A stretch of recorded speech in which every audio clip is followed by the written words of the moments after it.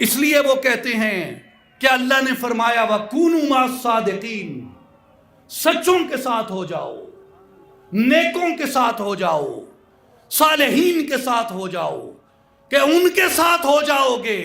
مٹی عام پڑی ہوئی ہوتی ہے، اس مٹی کی کوئی اوقات نہیں ہوتی، لیکن جب مٹی کوزہ گر کے ہاتھ میں آ جاتی ہے تو وہی مٹی بادشاہ کے محل میں رکھی جاتی ہے، شو پیس بنا کے، ظروف بنا کے اسے مہنگے داموں بیچا جاتا ہے۔ تو اولیاء اللہ کہتے ہیں کہ لوگوں، اپنے عصا کو خالی نہ رہنے دو، اپنے وقت کا موسیٰ تلاش کرو، اپنا آپ اس کے ہاتھ میں دے دو، تمہارے جسم کو چلتا پھرتا معجزہ بنا دے گا۔ اگر یہ دل پگھل نہیں رہا، یہ دل موم نہیں ہو رہا، تو اللہ کی زمین پہ چلو، کسی ایسے کو تلاش کرو جس کے ہاتھوں کو اللہ نے داؤد کی خیرات عطا کی ہو، اس کے ہاتھوں میں تمہارے لوہے جیسا سخت دل بھی موم ہو کے پگھلے گا۔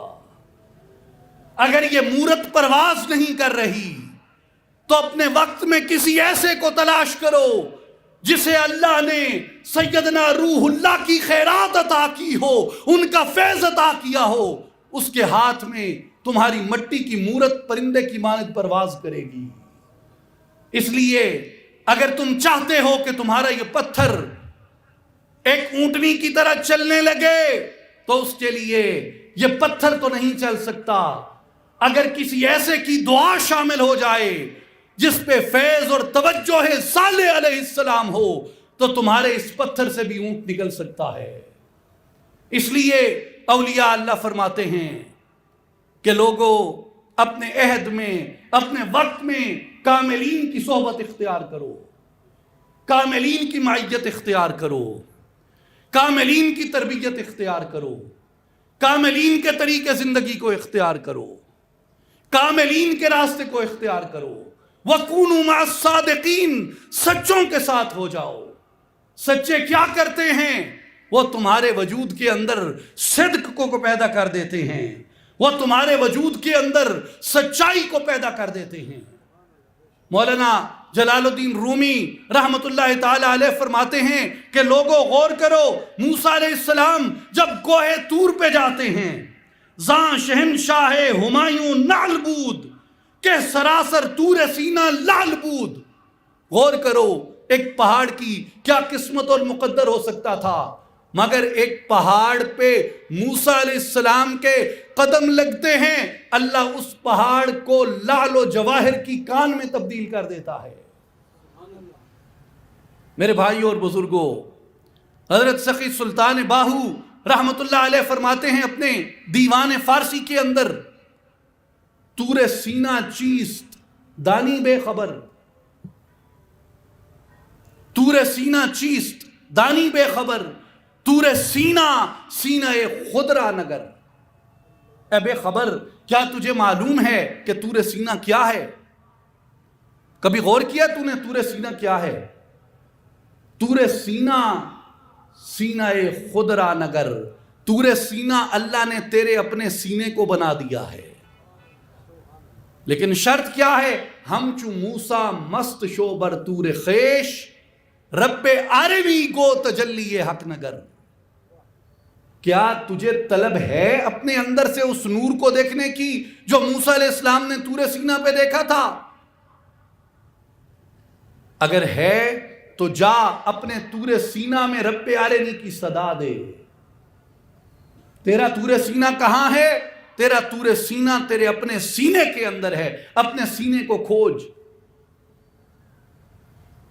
اپنے سینے کو ٹٹول، اپنے سینے سے گرد جھاڑ، اپنے سینے سے غبار جھاڑ، اور پھر انتظار کر، وہ تجھے اپنی درگاہ سے اپنے دربار سے محروم نہیں لوٹائے گا۔ میرے بھائیوں،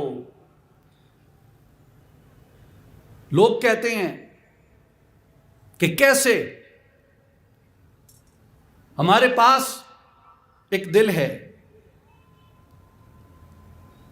تو دل کی آنکھیں ہوتی ہیں، ایک اعتراض کرنے والے نے کہا کہ جی دل تو لوتھڑا ہے. دل کیا ہے؟ لوتھڑا ہے. میں آخری بات عرض کر رہا ہوں، ذرا توجہ سے سنیں، غور سے سنیں، سبق ہے اس بات کے اندر. ایک آدمی نے کہا جی دل کی آنکھ تو نہیں ہوتی، دل ایک لوتھڑا ہے. ایک عارف نے اس کا جواب دیا. انہوں نے کہا بیٹا تم نے اپنی خلقت میں کبھی غور کیا ہے؟ جی کیا ہے. تیری آنکھیں ہیں؟ کہتے جی ہیں. ان سے کیا کرتا ہے؟ کہتا جی دیکھتا ہوں. کہتے اچھا ٹھیک ہے. تو نے اپنی خلقت میں غور کیا ہے؟ کہتا جی کیا ہے. کہتا یہ جو تیرا ابھی بدن ہے کیا یہ 1 سال پہلے بھی ایسا تھا؟ کہتا جی نہیں، اس سے ذرا جوان تھا. کہتا ہے اس سے 1 سال پہلے؟ کہتا ہے جی اس سے مختلف تھا. کہتے ہیں آج سے 30 سال پہلے؟ کہتے ہیں جناب تب میں بچہ تھا. کہتے ہیں جب بچے تھے اور جب پیدا نہیں ہوئے تھے اس میں بھی کوئی فرق ہے یا نہیں؟ کہتا ہے جی سرکار فرق ہے. کیا فرق ہے؟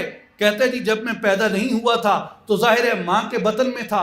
کہا جب ماں کے بطن میں تھے تو خلقت کا آغاز کیسے ہوا؟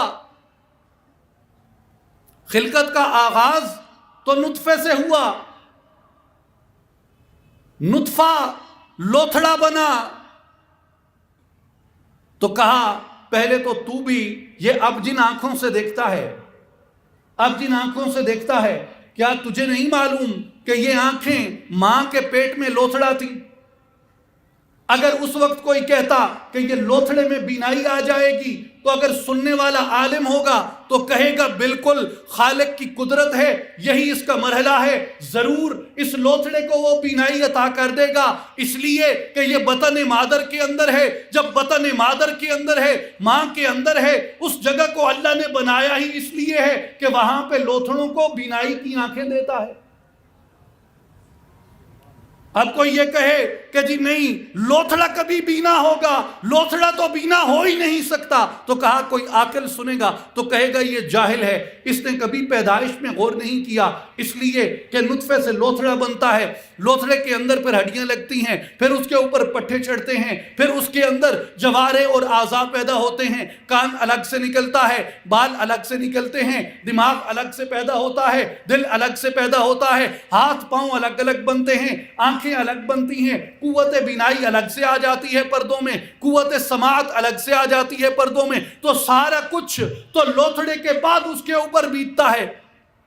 اگر کوئی انکار کہے تو عاقل کہے گا یہ جاہل ہے، اس کو معلوم ہی نہیں، اس نے بچے کی خلقت میں کبھی غور ہی نہیں کیا. تو عارف نے کہا بیٹا غور کر، ایک بار تو بھی لوتھڑا تھا، لیکن اگر کوئی یہ کہتا یہ لوتھڑا بڑا ہو کے کبھی دیکھ نہیں سکے گا، کبھی بینا نہیں ہو سکے گا، تو وہ بھی یہی کہتے کہ یہ بے وقوف ہے، یہ جاہل ہے.